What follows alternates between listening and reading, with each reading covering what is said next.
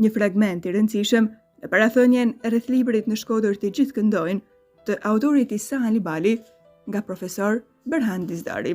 Arkitektura dhe pamja e këtij qyteti të veçantë, ku çdo lagje e shpaloste fizionominë e vet, ku mbretëronte gjelbrimi, rregulli, pastërtia, ku shtëpitë rrethoheshin me mure të larta e një dere të madhe në mes, e ku të dilte përpara banisa tipike me çardake shkallaguri. Mbasi kaloje në proborin plot lule të shumëdojshme, frymëzuan banorët e tyre që t'i këndonin aq bukur jetës me të gjitha shfaqjet e saj. Në këto mjedise aq inspiruese, lindën pra këngët e paharruara të dashurisë. Këtu duhet kërkuar burimi, frymëzimi që i bëri autorit e tyre të shkruajnë, të këndojnë, e të na i përcjellin si relike deri 500 këngët, e ndoshta edhe më shumë, të autorëve me emër e pa emër.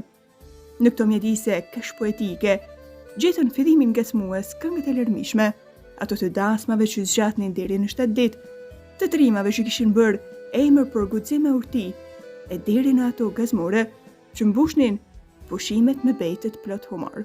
Një ndër këto këngë është edhe kënga e Kruqve, ku historia e saj mbetet e veçantë si të tjerat.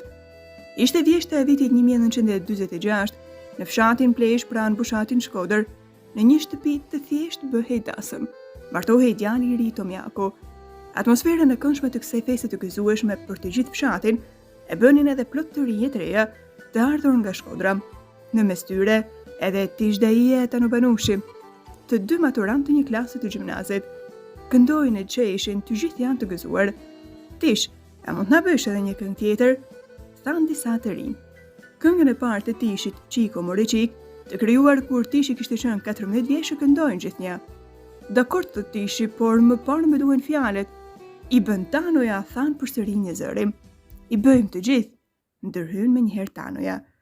I oshur nga kjo ide e qastit, merr lapsin e letrën, përshëndrohet i tëri në dëshirën për të krijuar vargun e parë. Ngrej kokën mendueshëm dhe e hedhë larg vështrimin e tij.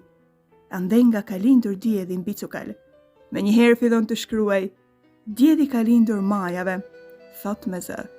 Aty për aty një tjetër ja pret: "Shëtisin krushit fushave", shumë bukur, dhe Tanoja shkruan edhe vargun e dytë. Tishi është i interesuar të ketë menjëherë vargje dhe kërkon të mësoj 2 vargjet e para. Shkëputet prej të tjerëve dhe me fizarmonik në duar fillon të krijojë tingujt e parë të melodisë.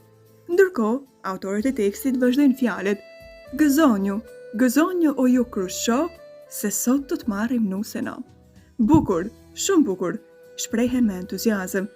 Si po duken këto fjalë, Tish? I drejtohen Tishit. "Me lini një herë, mos më prishni frymëzimin. Dëgjoj një herë se kanë për ta shtuar atë." Tishi kënaqet. Këto 2 vargje mund të shërbejnë si refren, thot i gëzuar. Ashtu i përshëndruar në botën e tingujve që i ushtoni në vesh, Tishi arrin të përfundoj strofën e parë. "Dëgjoni", u thot. Të tjerët heshtin, presin me pa durim. Ai këndon duke i rënë fizarmonikës, ndërsa të tjerët fillojnë të shoqërojnë lehtë. Kur Tishi përfundon refrenin, të tjerët përsërisin me zë të lartë, entuziast për vlerat e këngës. Tashti duhet strofa e dytë, ndërhyn Tishi, duke u drejtuar nga Tanoja. Ky i përshëndruar mbi letër diçka shënon. Për diellin, malet, fushat e krushit folëm, tashti duhet për kumbarën, thot ai. Ai nuk është këtu, ka dal herët e shititarave. Dhe Tanoja me njëherë shkruan: "Quash Nadje, herët kumara i parë, tu i nga në për fushat, tu i nga në për arë." U a lexon të tjerëve, pa kaluar në për laboratorin e Tishit, fillojnë të këndojnë. Të duket se dhe ata kanë pjesën e tyre në këtë këngë. Tishit i vjen mirë që krijimi i tij u bëj të gjithëve.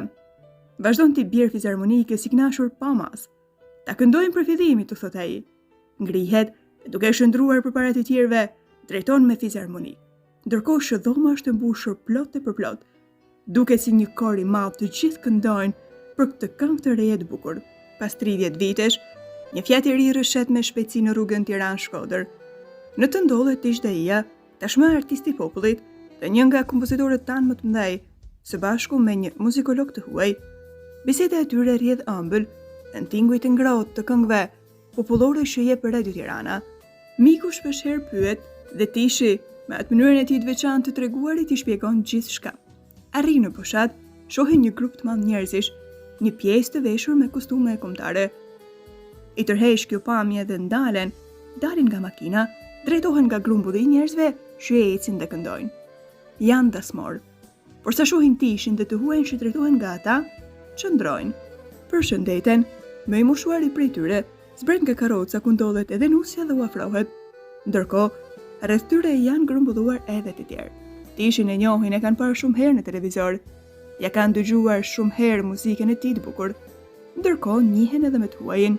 Nga jeni, pyet tishin më të moshuarin që ju afrua. Nga plezha, përgjigjet ky me një vështrim thellë që e fut në mendime tishin. Ku i kam parë këta sy, mendon? Pastaj i drejtohet.